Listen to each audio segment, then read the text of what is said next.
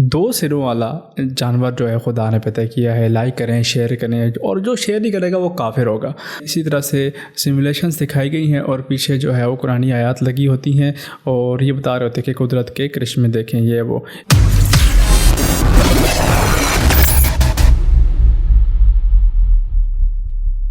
और सबका यूसरफी from photons digital and welcome back to another video.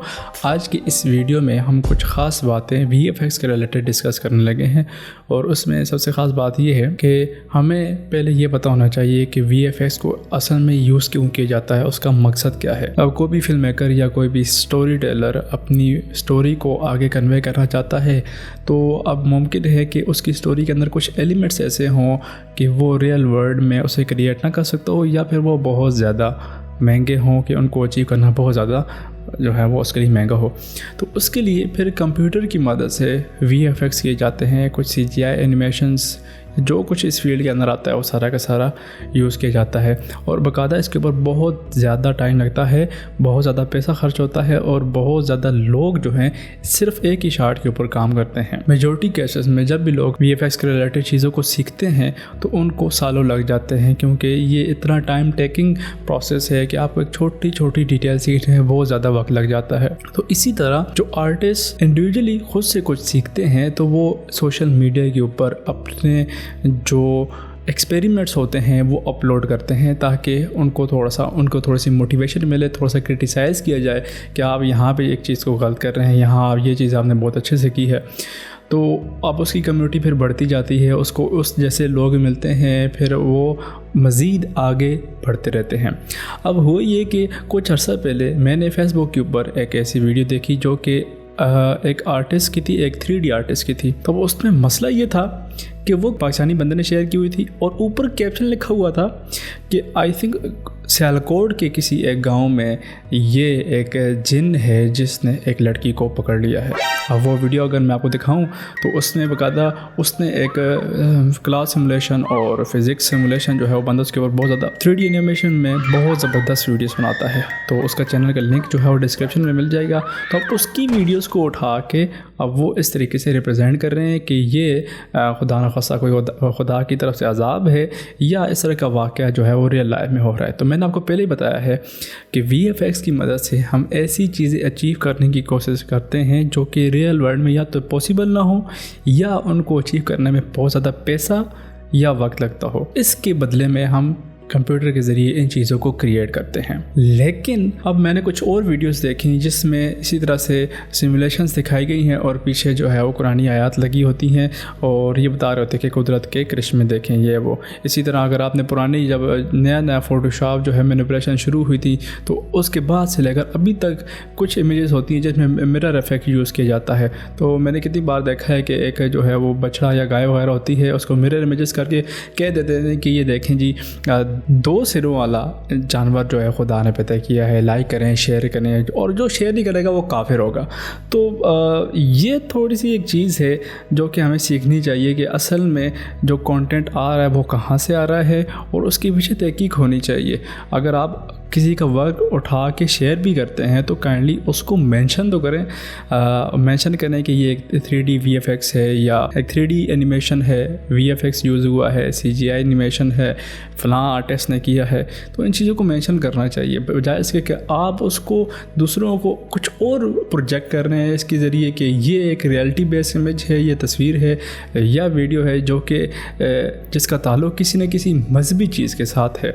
तो इस चीज़ से अवॉइड करें। अगर आपको इसके साथ वो कंटेंट मिलता है तो पहले उसकी छानबीन करें, फिर उसके बाद उसको आगे शेयर करें। और नीचे साथ ये भी कोई कैप्शन लिखा होता है कि अगर वो काफिर ही होगा जो शेयर नहीं करेगा। तो अब इस किस्म की चीज़ें आपको ख़ास तौर पर एनिमेशंस के साथ नहीं करनी चाहिए, क्योंकि अगला एक आर्टिस्ट जो काम करता है उसका इस काम के ऊपर बहुत ज़्यादा वक्त होता है, उसकी आप कह सकते हैं दिनों या महीनों की मेहनत होती है उसके पीछे।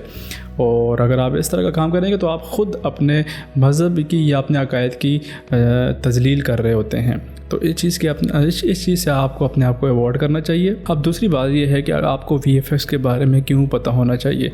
देखें VFX हो गया, एनिमेशंस हो गया, जितना भी इसमें आप मोशन ग्राफिक्स को या मोशन डिज़ाइनिंग को भी ले सकते हैं। तो ये एक बेहतरीन ज़रिया है आपकी वीडियो को एक्सप्लेन करने का, स्टोरी को जो है वो आगे कन्वे करने का। अब हो सकता है मिसाल के तौर पर अगर आप एक इंडिविजुअली तौर पर काम करते हैं और आप एक स्टोरी टेलर हैं, तो अगर आप उसको आगे बयान करना चाहते हैं वीडियोज़ के ज़रिए, तो उसके लिए हो सकता है कि आपको बहुत ज़्यादा टीम की ज़रूरत पड़े, आपको काफ़ी ज़्यादा प्रोसेस से होकर गुजरना पड़े। लेकिन मोशन डिज़ाइनिंग या VFX इन तरीक़ों से आप कुछ हद तक इससे बहुत ज़्यादा मदद ले सकते हैं। मिसाल के तौर पर अगर आप स्टोरी बोर्डिंग करना चाहते हैं या फिर आप ये है कि प्री विजुअलाइजेशन तैयार करना चाहते हैं अपनी स्टोरी की, तो आप बजाय ऑन द स्पॉट अपना टाइम ज़ाया करें, आप घर में बैठकर उसकी स्टोरी बना सकते हैं, आप उसकी प्री विजुअलाइजेशन बना सकते हैं, जिससे आपको अंदाज़ा हो जाएगा कि आपकी आने वाली वीडियो जो है वो कैसे ही होगी। तो एक तो ये पहलू हो गया कि आप को VFX के बारे में थोड़ा सा इल्म होना चाहिए। दूसरी बात यह है कि VFX या CGI जो सिमुलेशंस वगैरह होती हैं, उसके ज़रिए आप काफ़ी कुछ टेक्नोलॉजी के बारे में जान सकते हैं। मिसाल के तौर पर अगर मैं आपको एग्जांपल दूं, अगर आपने देखी है इंटरस्टेलर मूवी, तो उसके VFX में जो खासतौर पर ब्लैक होल के ऊपर VFX किया गया या उसकी जो स्पेस के ऊपर जो VFX किया गया, तो उसमें से 3 क्वांटम मैकेनिक्स के पेपर जो है वो पब्लिश हुए हैं फ़िज़िक्स में। तो ये बहुत बड़ी अचीवमेंट है।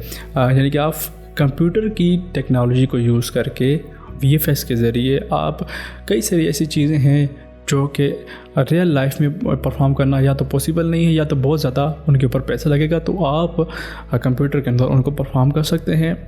इसी तरह अगर आप घर बनाना चाहते हैं तो आप प्री विजुअलाइजेशन के ज़रिए देख सकते हैं कि आपका घर किस तरीके से लगेगा, आर्किटेक्चर के प्रोसेस में यूज़ होगा।